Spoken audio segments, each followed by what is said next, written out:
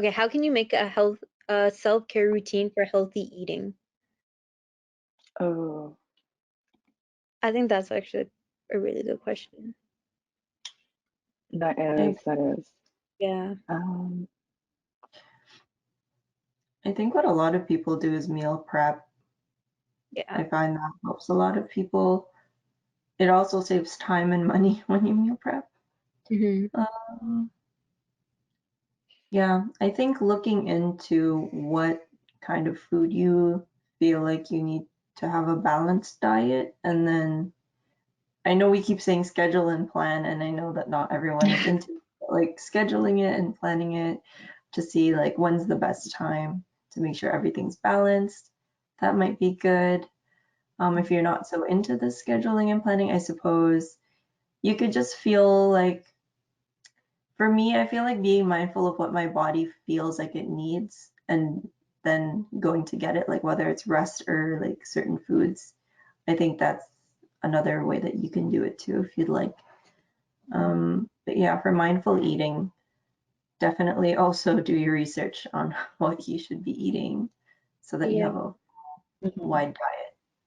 Yeah. Like I Yeah. know, like at least for me, for like this past year, I really got into more like self-care, like healthy diet type of thing, in a sense where Hmm. like um just 'cause like I noticed like I guess like after like once COVID hit, I wasn't as active anymore, and like Yeah. I think I started to notice that like with like gut health wise, like how I was and like what I was eating, it wasn't going well. So like I started getting into like a routine. Like I wouldn't like I tried the whole meal prep, meal planning thing, but Yeah. for me that didn't work out because like I would get bored of what I eat, or like I'm the type of person that's like if I want to eat something, I'll get cravings relatively easy type of thing. Hmm. Like most of the time, I also have like very sweet cravings, or like if you meal prep and if you live with your family, I feel like it's hard because like your family will be eating one thing and you'll be eating another and you just don't want to eat what you're eating. At Hmm. least that was my issue. So like when it came to healthy eating, like I would make a routine is like, okay, like in the morning, like I'll eat fruits or oatmeal type of thing, and then at lunch and dinner I'll eat what my family's eating, but like I'll make sure that I have more of a certain thing that I need. Like for instance, like I'll make sure I'll have more vegetables because I needed more vegetables compared to like my family, or like I'll just be more conscious. And like when I came to like, because I have a sweet tooth, like a very bad sweet tooth, I would just find like healthy alternatives in a sense. Like like I can't do like Angela's whole baking thing because that would not work in my favor at all whatsoever. So like, I know like you know like those mini rice cakes? Like there's a sweet version, it was like caramel chocolate type of thing. That would like hit my sweet craving a lot. Like majority of the time I would just like eat that, or like granola and stuff. Um yeah, that was my way of like healthy eating. Mhm. I actually grew up with a dietitian and a nutritionist because I used to swim. And I think the biggest takeaway is like eating for your goals because I feel like everyone has different goals in Mhm. mind. Like some people just want to become more healthy, some people are, perhaps working out and have certain goals of their own. So I guess eating to your goals is very important because obviously if you research like diet plans and like meals online, like they're going to give you a whole lot and a lot of it is like variations. So just don't take that at like face value because obviously your body is different from somebody else's and what works for them definitely may not work for you in terms of like budget, just like time, effort. Like maybe you just don't have that. So meal planning is a really good idea if you have the time for it because it is very time consuming to like prep it like during like one day of the week and just get that out of the way. But I think if you're living with your family, maybe just be mindful of your portions, just like portion control, if that's something that you're looking into. But it's very simple to incorporate more like fruits and vegetables into your diet. Just buy a box of salad. That's always Yeah. Good.